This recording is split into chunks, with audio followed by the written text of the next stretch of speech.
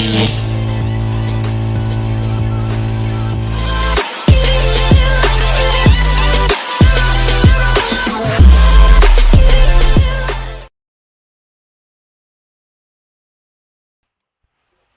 warahmatullahi wabarakatuh.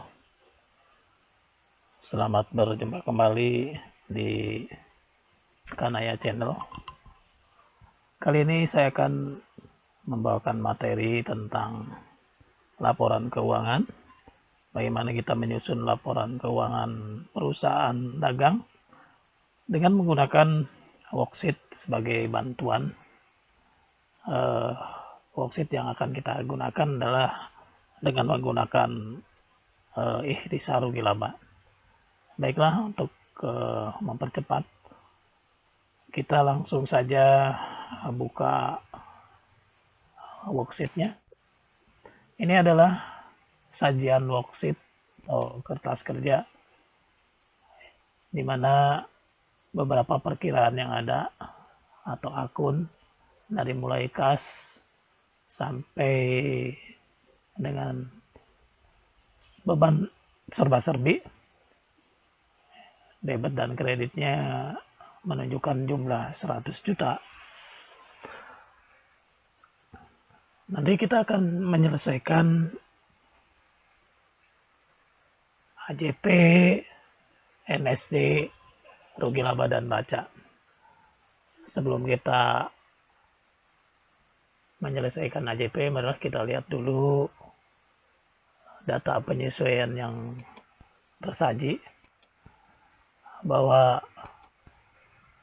persediaan air 30 juta, kemudian sewa toko dibayar pada tanggal 1 Mei untuk 1 tahun, perlengkapan yang tersisa 4 juta, peralatan disusutkan 10% setahun, kendaraan juga disusutkan 10% setahun, dan gaji yang masih harus dibayar 800.000. Nah, ini data penyesuaian yang kita buat. Di sana data persediaan akhirnya 30 juta, maka harus dimunculkan di sebelah debit. Jadi persediaan akhir debit 30 juta, ikhtisar rugi labanya di kredit 30 juta. Nah, persediaan awal itu sendiri seperti yang kita lihat di neraca saldo, yaitu 26 juta. Maka di data penyesuaiannya kita harus kreditkan, dan yang di debitnya adalah ikhtisar rugi laba. Jadi ikhtisar rugi laba 26 juta, persediaan awal 26 juta. Nah, kemudian yang kedua, sewa toko dibayar pada tanggal 1 Mei. Ini terhitung bulan Mei, berarti Juni, Juli, Agustus, September, Oktober, November, Desember, 8 bulan. 8 bulan, artinya sewa itu sudah ditempati. Kita lihat dulu sewa ini dianggap sebagai apa. Kita lihat, ternyata di sini ada sewa dibayar di muka 12 juta. Artinya ini dianggap sebagai harta. Pada saat membuat jurnal umumnya, perusahaan menganggapnya sebagai harta, maka timbul di sini sewa dibayar di muka. Jadi bukan beban sewa, tapi sewa dibayar di muka. Dan ini menjadi piutang. Nah, setelah 8 bulan berikutnya, yaitu ketika sudah tutup buku tanggal 31 Desember, Mei ke 31 Desember kan 8 bulan. Jadi sewa dibayar di muka tidak lagi menunjukkan 12 juta seperti yang terlihat di sini. Sewa dibayar di mukanya harus menunjukkan 4 bulan lagi, atau 4 kali 100.000, kali 1 juta, maaf. Jadi harus menunjukkan 4 juta. Supaya menjadi 4 juta, makanya sewa dibayar di mukanya harus dikreditkan 8 juta. Dari mana 8 juta? Yaitu 8 bulan kali 1 juta. Maka jurnal penyesuaiannya adalah beban sewa debit, sewa dibayar di muka kredit 8 juta. Kemudian yang ketiga, perlengkapan yang tersisa 4 juta. Kita lihat di neraca saldo, perlengkapan itu di sana 6 juta debit. karena sudah terpakai. Kalau di sini disebutkan yang tersisa, berarti kita harus cari yang terpakai. Berarti yang terpakainya 2 juta, maka beban perlengkapan debit, perlengkapan kredit 2 juta. Nah, yang keempat yaitu beban penyusutan peralatan. Peralatan disusutkan 10%. Berapa jumlah peralatan itu sendiri? Yaitu peralatannya adalah 6 juta. Jadi disusutkan 10%. Disusutkan 10% dari 4 juta yaitu 400.000. Jurnalnya beban penyusutan peralatan debit, akumulasi penyusutan peralatan kredit. Juga kendaraan disusutkan 10%. Kita lihat kendaraan jumlahnya adalah 8 juta. Nah, 8 juta kali 10%, 800.000, maka jurnalnya adalah beban penyusutan kendaraan, akumulasi penyusutan kendaraan kredit 8 juta. Ada gaji yang masih belum dibayar, artinya utang. Jadi hutang gaji bertambah kalau utang bertambah di sebelah kredit. Dan bebannya menjadi 800.000 di debit, utang gaji di kredit. Nah, jurnal-jurnal penyesuaian ini tinggal kita masukkan ke kolom ACP. Kita bisa lihat, kita pindahkan ke kolom AJP-nya ya. Nah, ini nampak seperti ini. Tadi persediaan barang dagang di debit 30 juta. Kreditnya ikhtisar. Nah, kita lihat ikhtisarnya. Ya, kita lihat di ikhtisar rugi laba.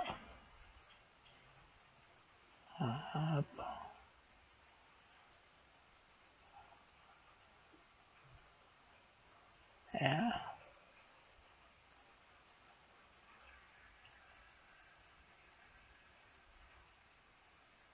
Ya. Ini ikhtisarnya 26. Ya, 30 di sebelah kredit. Kemudian persediaan akhirnya 26 kredit.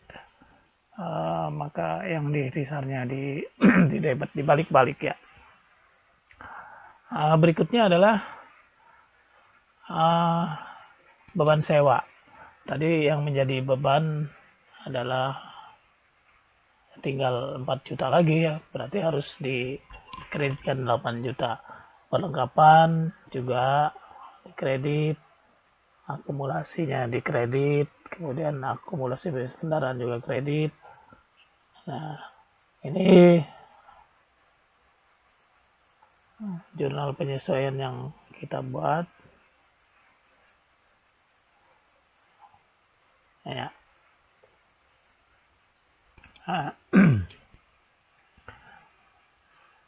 Jadi tinggal kita masukkan aja jurnal penyesuaian ini ke kolom AJP.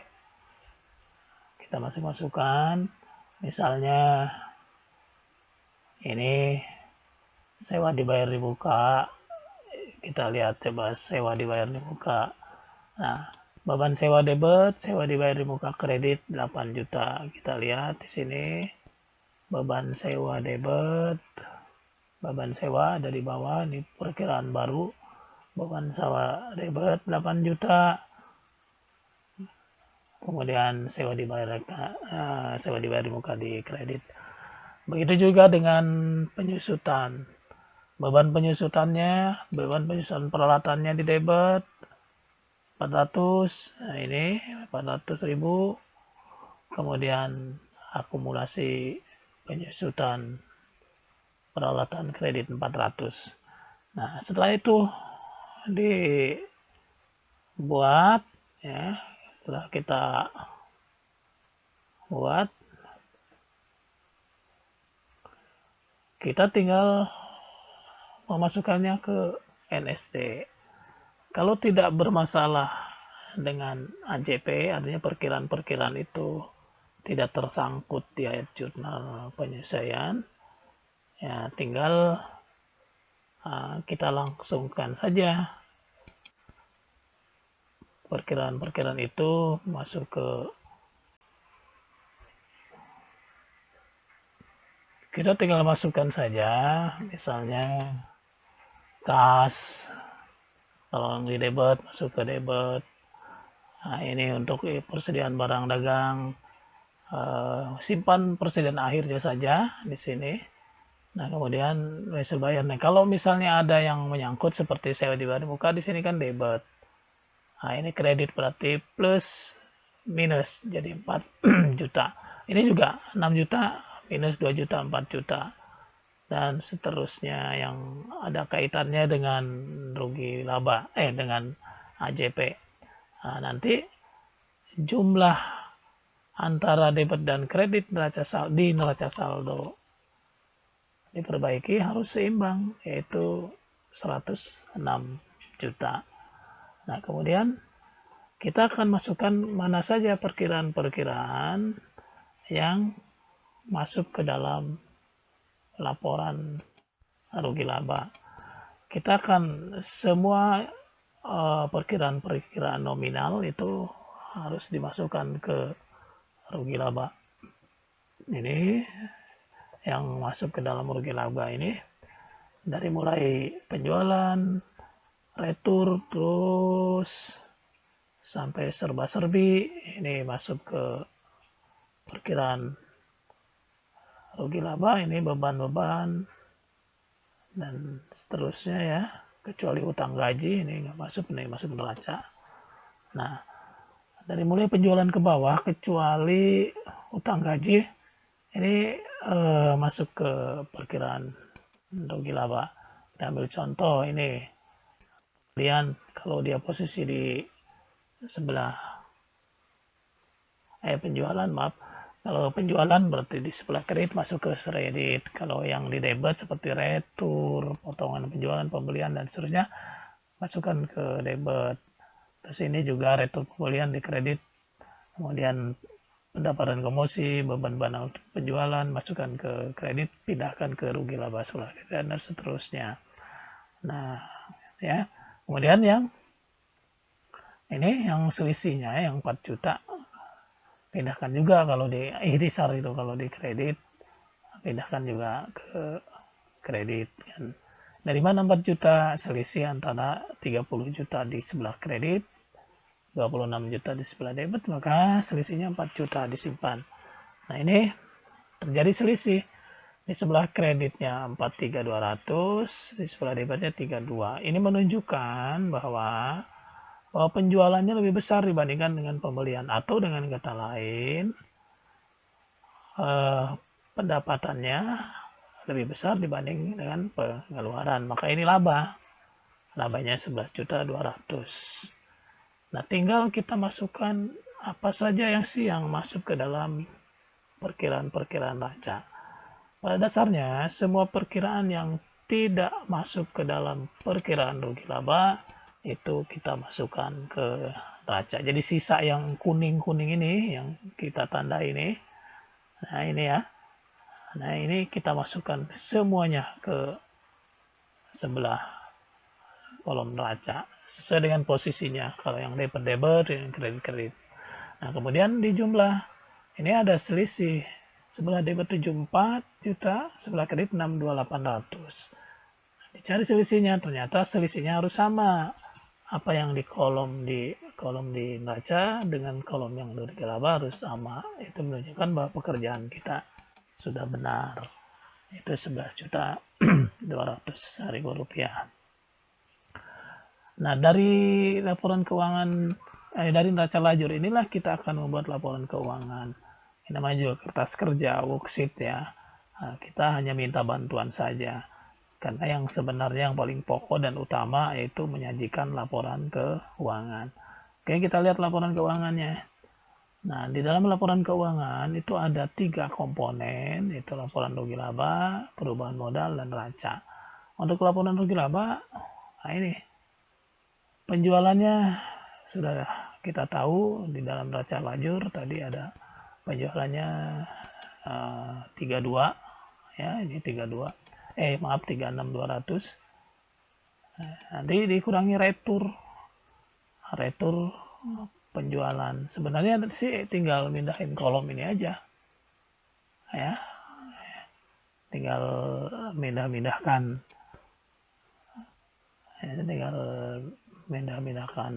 kolom yang ada di sini. Nah, ini kan retur 1 juta. Sebulan debit. Kemudian penjualan bersihnya 37. Ya, kita menghitung HPP. HPP itu persediaan awal. Nanti masukkan pembeliannya, ditambah dengan ongkos angkut pembelian 15 juta, kemudian dikurangi dengan retur pembelian dan potongan pembelian yaitu 1 juta, maka pembelian bersihnya 14.500.000. Nah, nanti HPP-nya ditambah dengan pembelian bersih, namanya barang siap untuk dijual 40.500.000. Nah, kemudian masukkan persediaan air yang 30 juta. Ya, dikurangi, itulah HPP. HPP-nya berarti 10.500.000. Nah, penjualan bersih dikurangi dengan HPP, namanya laba kotor, itu 24.200.000. Dari 34.700 dikurangi 10.500. Nah, kemudian barulah kita totalkan berapa seluruh bebannya. Bebannya adalah 15 juta. Nah, maka jumlahnya adalah 9.200.000. Kita dapat komisi ditambah dengan komisi 2 juta yaitu 11.200.000. Ini berarti sesuai dengan yang kita buat melalui neraca lajur, yaitu laba bersihnya adalah 11.200.000. Nah, setelah itu kita harus membuat laporan perubahan modal. Modal awalnya 29.600. Ini ada di neraca lajur ya, di komponen modal. Nah, ini modal 29.600 modalnya ya. Ini modal 29.600. Kemudian berapa laba bersih? Laba bersih 11.200.000 dikurangi prive-nya. Prive ada di data di neraca lajur. Nah, ini prive-nya 2 juta. Nah, ini 2 juta ya. Nah, dikurangi itu ada penambahan 9.200.000. Jadi 38.800. Itu modal akhir. Modal akhir inilah yang nanti dicantumkan 38.800. Jadi bukan modal awal lagi, tapi sudah modal akhir. Semua komponen yang ada di neraca semua dimasukkan, kecuali akumulasi mengurangi ya. Jadi 69.600. Nah, sebelah pasif atau kreditnya juga 69.900. Jadi selesailah sudah laporan keuangan yang kita buat dengan menggunakan neraca lajur ikhtisar kilaba. Demikian yang bisa saya sampaikan, mudah-mudahan bermanfaat, dan sampai bertemu kembali di pembahasan berikutnya. Terima kasih. Assalamualaikum warahmatullahi wabarakatuh.